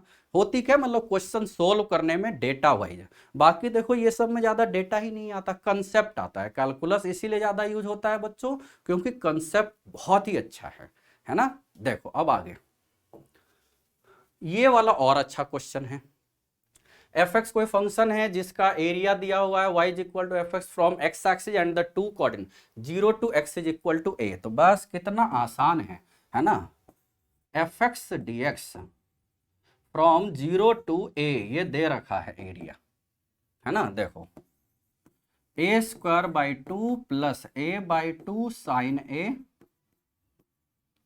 Minus pi by 2 cos a, ये दे रखा है। ठीक, अब हमें fx चाहिए, तो fx तो इंटीग्रेशन के अंदर फंसा हुआ है, तो अब हम इसको डिफरेंशिएट करेंगे विथ रेस्पेक्ट टू a, चूंकि पूरा फंक्शन तो a है, तो इसको न्यूटन लीबनिज़ थ्योरम है ना, यानी differentiating with respect to a, Newton Leibniz theorem है ना, इसी को बोलते हैं ना न्यूटन, ये बार बार हम बोल रहे हैं ना, बहुत यूज है बच्चों, तो न्यूटन लीबनिज़ थ्योरम में हम इसको याद रखेंगे। ठीक है, न्यूटन डिफरेंशिएटिंग है ना, क्या आ जाएगा एफ एक्स, यानी जहां जहां पर फंक्शन में एक्स है वहां पर अपर लिमिट, यानी एफ ए इंटू ए का डिफरेंशिएशन, तो 1 माइनस 0 0 का तो डिफरेंशिएशन 0 ही होता है, दिस इज इक्वल टू, अब इधर डिफरेंशिएशन बहुत आसान है, ए स्क्वायर बाई 2 का तो a plus a by 2 sine a u, वो करेंगे ना u इंटू वी से, a by 2 cos a plus sine a by 2, ठीक, नाउ माइनस, अब पाई बाई 2 यानी plus pi by 2 sine a आ जाएगा, आएगा ना, कॉस ए का माइनस साइन ए, बस ये आ गया। अब यहाँ एफ ए आ गया, क्या पूछा जा रहा है, एफ ऑफ पाई बाई 2, तो देख लेते हैं, एक्स मतलब ए के जगह पर पाई बाई 2 रख दो, तो ए के जगह पर पाई बाई 2, तो ये क्या आ गया, पाई बाई 2 आ गया, ये पाई by 4 cos pi by 2 plus sine pi by 2 by 2 plus pi by 2 sine pi by 2, ये तो हम फॉर्मेलिटी के लिए रखे जा रहे हैं ना, हम डिटेल में कर रहे हैं ना, इस वजह से मैं सारा रख रहा हूं है ना। तो अब देखो 0 1 बाई 2 यानी पाई बाई 2, और ये भी पाई बाई 2 यानी पाई प्लस 1 बाई 2, यही आ रहा है ना, हाँ पाई मतलब 2 पाई आ रहा है ना, पाई बाई 2 प्लस ये फिर हो गया कुछ ना कुछ, ये हो क्या रहा है, पाई प्लस मतलब 2 पाई प्लस 1 बाई 2 आ रहा है ना, ये तो हो गया भाई, देख कैलकुलेशन में कल अभी तो कैलकुलस की तारीफ किए थे है ना, और फिर फंस गया मामला, ए स्क्वायर बाई 2 है तो ए आ गया, ए अभी तो तारीफ किए थे इसके, ए बाई 2 कॉस ए और साइन ए इंटू 1 बाई 2 एकदम सही, और पाई by 2 cos A, pi by 2, अच्छा ये प्लस था ना, मैं भी जो हूँ ना इसीलिए ये प्लस था पहले, रुक जाओ इसी कलर से लिखते हैं, ये क्वेश्चन लिखने में ही मिस्टेक है, तो यहाँ आ गया आपका यही था ना, डिफरेंशिएट करने से ये था पाई बाई 2, यानी ये था और थोड़ा पतला वाला माइनस पाई बाई 2 है ना, तो माइनस पाई बाई 2 यानी लास्ट में ये माइनस पाई बाई 2 है, अब तो हाँ ये सही है, ये है माइनस पाई बाई 2, तो ये पाई बाई 2 से पाई बाई 2 भी कट गया, तो आंसर आ गया अब 1 बाई 2, अब सही आ रहा है भाई, मैं सोचा ये क्या हो गया, ये हमने क्वेश्चन ही लिखने में गलती की थी है ना, होता है, अब ये तो उम्र का भी असर लग रहा है थोड़ा सा है ना, लेकिन उम्मीद है आप लोग को ये गलती नहीं होती होगी, क्वेश्चन तो आप लोग एकदम सही सही लिखते होगे, है कि नहीं है। चलो अब आगे जल्दी से देखते हैं, लंबा हो रहा है इस वजह से, देखो ये आपको डायरेक्ट याद रखना था, locus of foot of perpendicular drawn from origin to any tangent है ना, कोई भी इलिप्स दिया हुआ है उसमें एक वेरिएबल टैंजेंट ले लो, तो उसका लोकस है ना, पता है क्या होता है, रिक्वायर्ड लोकस इज, ये डायरेक्ट याद रखना है, वैसे हमने क्लास में करवा रखा है बच्चों, a square x square b square y square is equal to x square plus y square का होल स्क्वायर, ये होता है, ठीक है डायरेक्ट। तो यहां पर देखो ए स्क्वायर तो 2 है और बी स्क्वायर 1 है, तो 2x square plus y square, यानी ये क्या हो गया ये वाला, और निकालेंगे कैसे, कोई भी वेरिएबल टैंजेंट ले लो है ना, कोई भी variable tangent y is equal to m x plus minus a square m square plus b square, slope form में इसीलिए लिए हैं क्योंकि हमें परपेंडिकुलर या पैरेललिज्म का क्वेश्चन में वर्ड लिखा हुआ है, इस वजह से ये हो गया कोई भी टैंजेंट, और इसके परपेंडिकुलर, परपेंडिकुलर टू इट क्या हो जाएगा, सेंटर से पास कर रहा है ना, ओरिजिन से है ना, तो y is equal to minus 1 by m into x, इन दोनों से x मतलब सॉरी m को एलिमिनेट करो, एलिमिनेटिंग m, ठीक है, वी गेट कौन वाला मिलेगा हमें, ये वाला मिलेगा, है ना, ये वाला मिल जाएगा, ठीक है। तो यहाँ उसके हिसाब से ऑप्शन आ गया, क्लियर है। यानी कोई भी पैराबोला, एलिप्स, हाइपरबोला में हो, टेंजेंट का equation in terms of slope लिख लो, अपने आप वहां से स्लोप वेरिएबल लिए हो, मतलब पैरामीटर लिए हो, तो उसको एलिमिनेट कर देना है, ठीक है बच्चों। ओके, देखो, let S denote the sum of series, ये एक सीरीज दिया हुआ है, compute the value of S minus. तो इस तरह के क्वेश्चन में हम क्या करेंगे, first of all find general term, है ना। तो इसका जनरल टर्म देखो क्या आ जाएगा, यहां से जनरल टर्म जो आएगा, देखो ये हम इसको और अच्छे से लिख देते हैं, है ना। ये है 3 अपॉन, ये देखो 2 स्क्वायर इंटू 2 है, प्लस 4 अपॉन 2 का पावर 3, 2 का पावर 3 इंटू 2 इंटू 3 है, ये 1 इंटू 2 लिख लेते हैं, 5 अपॉन 2 का पावर 4 इंटू 3 इंटू 4 है, एंड सो ऑन है। यानी इसका हम जनरल टर्म यदि लिखे तो ये आ रहा है r प्लस 2, कैसे r प्लस 2, देखो फर्स्ट टर्म है 3 4, तो AP में है ना a plus n minus 1d से निकाल सकते हो, और डिनोमिनेटर में 2 का पावर r प्लस 1 है, और इंटू r प्लस 1 है बच्चों, है ना, ये आ गया जनरल टर्म। अब इसको दो कंजुकेटिव, जब भी सीरीज का क्वेश्चन हो तो दो कंजुकेटिव के डिफरेंस में लिख लेना है। तो r प्लस 1 हो रहा है ना, इसी में लिख देंगे। तो इसको अब हम लिख लेते हैं 2 times r plus 1 minus r, लिख सकते हो ना, r प्लस 1 में ही लिखना था, इस वजह से 2 to the power r plus 1 r into r plus 1। अब देखो अलग अलग कर दिए, यानी T r is equal to 1 upon 2 to the power r plus 1 है, 2 by r minus 1 upon r plus 1 है। अभी और देखो अंदर चला गया ये 2, अब अंदर कर देते हैं, तो ये आ गया 1 अपॉन r इंटू 2 का power r minus 1 upon r plus 1 into 2 to the power r plus 1। देखो कितना आसान आ गया। अब इसमें सिग्मा लगा लेना है, तो सिग्मा टी आर, आर कहां से कहां जा रहा है, इन्फिनिटी से 1 से n तक ले लेते हैं, है ना। तो दिस इज इक्वल टू, ये जाएगा ना, r यदि 1 लोगे तो क्या आएगा 1 अपॉन 1 इंटू 2 माइनस 2 इंटू 2 का पावर r 1 लिए है ना, तो 2, r यदि 2 लोगे तो 1 upon 2 into 2 square minus r 2 लिए है ना, तो 3 into 2 cube, and so on. तो देखो बच्चों यहां से ये सारा कैंसिल्ड आउट हो रहा है ना, क्या हो रहा है, ये देखो कैंसिल्ड आउट हो रहा है, ये अगला वाला सब कट जाएगा, n तक बचेगा, अप टू इनफाइनाइट है। तो इसका मतलब लास्ट टर्म भी नहीं लेना है, तो ये आ गया आपका 1/2, यानी यही s है। तो s यदि 1/2 है तो हमसे क्या पूछा जा रहा है, s इनवर्स, तो s inverse is 2, s inverse पूछा जा रहा है ना, 1/s पूछा जा रहा है, इसीलिए मतलब इंटीजर बेस्ड क्वेश्चन बनाने के लिए ये s इनवर्स पूछ लिया गया था हमसे। क्लियर है, बहुत आसान है कि नहीं बच्चों, एकदम सही बोल रहे हो। लास्ट क्वेश्चन, क्यों आज हम केवल 20 क्वेश्चन कर रहे हैं, बहुत ही अच्छे अच्छे 20 क्वेश्चन का कलेक्शन किए हैं। The solution set of inequality, inverse का अभी तक नहीं किए थे, इवन ट्रिगोनोमेट्री का ही क्वेश्चन नहीं था। चलो एक क्वेश्चन आया, या तो सबको tan इनवर्स में बदल दो या कॉट इनवर्स में, तो फॉर्मूला जानते हो ना, tan inverse x cot inverse x is equal to π/2, है ना। तो हम सबको कॉट में बदल देते हैं या tan में, जो भी है ना। तो हम इस क्वेश्चन में क्या किए, लेट कॉट इनवर्स x को t ले लेते हैं, है ना। तो tan इनवर्स x क्या हो जाएगा, tan इनवर्स x हो जाएगा π/2 माइनस t।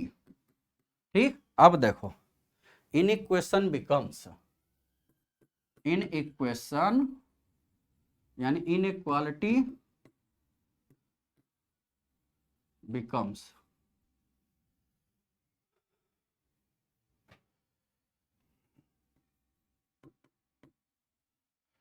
ठीक है, इनइक्वालिटी क्या हो जाएगा, कॉट इनवर्स एक्स यानी टी, और ये आ गया pi by two minus t और plus 2 minus pi by two into t minus 3 tan inverse यानी pi by two minus t, ठीक, माइनस 3 टाइम्स। अब इसमें भी जैसा लग रहा है ना डेटा, थोड़ा सा डर तो लगते रहता है कि यदि कहीं पर भी ना या तो ऑपरेटर ने कुछ इधर उधर गलत टाइप किया या हमसे कुछ करेक्शन में मिस्टेक हो गया, तो भाई आंसर तो आने से रहा, जैसे एक क्वेश्चन में अपने हो चुका है ना। तो इस वजह से तो पाई बाई टू टी, देखो पाई बाई टू टी से पाई बाई टू टी मुझे लग रहा है ये कट गया, ये देखो है ना, ठीक है यहां तक तो कटे, और 3 पाई बाई टू माइनस में और 3 पाई बाई टू प्लस में, ये भी कट गया। अब देखो माइनस टी स्क्वायर है प्लस 2t और प्लस 3t और माइनस 6, यहां तक क्लियर है बच्चों। तो देखो यहां से T square minus 5t plus 6, ये थोड़ा ठीक लग रहा है ना। तो t minus 2 into t minus 3 less than 0 ना, ठीक। तो t जो आया वो 2 और 3 के बीच में आया ना। अब t किसको माने हो, t माने हो कॉट इनवर्स x को, तो कॉट इनवर्स x 3 से कम 2 से ज्यादा। अब कॉट इनवर्स x कहां से शुरू होता है, बोलो c से, इसका मतलब डिक्रीजिंग फंक्शन है ना, तो कॉट हटे या चिपके यानी लगे, इनइक्वालिटी उलट जाता है। तो ये आ गया कॉट 2, इनइक्वालिटी उलट गया बच्चों, और ये आया कॉट 3 यानी कॉट 3 से कॉट 2 तक आ रहा है, कॉट 3 से कॉट 2, देखा आ गया आंसर, कितना आसान है बच्चों, आया ना। एकदम हमें याद रखना है, और इसमें यह भी ध्यान देना है कि जो हम कॉट इनवर्स एक्स माने हैं उसका रेंज 0 से पाई होता है, यानी 2 से 3 हो सकता है। ऐसा नहीं सोचना है कि 2 से 3, अब जैसे हम tan इनवर्स एक्स लेते हैं और वो आ जाता है 2 से 3, तो अब tan इनवर्स एक्स का तो रेंज ही नहीं होता है, माइनस पाई बाई टू से प्लस पाई बाई टू होता है ना, तो 2 से 3 तो रेंज ही नहीं होता है, तो वो नो सोल्यूशन हो जाता। तो रेंज हमेशा हमें ध्यान देना है बच्चों इस तरीके के क्वेश्चन को। तो मुझे पूरी यकीन है कि आज का जो टेस्ट सीरीज है, ये जो मॉक टेस्ट है, ये बहुत ही बेनिफिशियल होगा आपके लिए। इसको अच्छे से आपने देखा, उसके लिए थैंक्स। और आपको इस तरह के सीरीज हमेशा मिलते जाएंगे, लेट होते हैं क्योंकि इंगेजमेंट होते हैं इस वजह से, लेकिन मैं पूरी कोशिश करूंगा अप्रैल सीरीज के लिए भी इस तरह कम से कम 10 सीरीज जरूर करूं, ठीक है। बाकी आपके बैचेज में जो चल रहे हैं वो और अच्छे से चलते जाएंगे।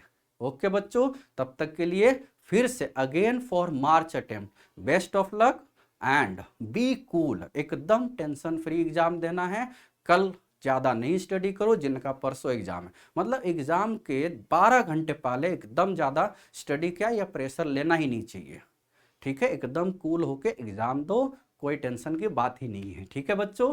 तब तक के लिए okay, bye bye, thank you.